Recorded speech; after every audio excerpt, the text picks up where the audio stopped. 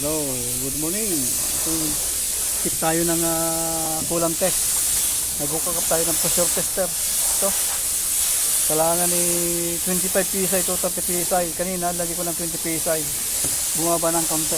Pero okay lang yan. Wala namang leak yan. So, titingnan ko dito. Wala namang napunakit ang leak eh. Pati underneath. So, ang main issue talaga nito, coolant leak. Pero wala naman tayo nakitang coolant leak eh. Okay naman yung pressure niya, saka kung may leak siya, dapat yung pang lalim niya may matagas. So ang isa pang issue dito, ito, yung customer naglagay ng oil cascan. Akala ko sa Pilipinas lang may ganito eh.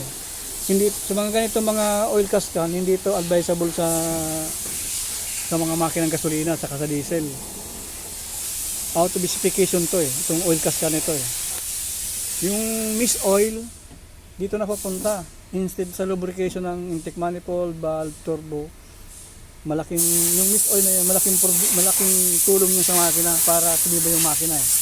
So ang ginagawa ng mayari, nagpamodify siya ng oil cascan dito yung linagay eh.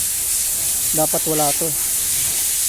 Yung mga mist oil napunta dito instead na mapunta ng valve, mapunta ng turbo, dito na pupunta.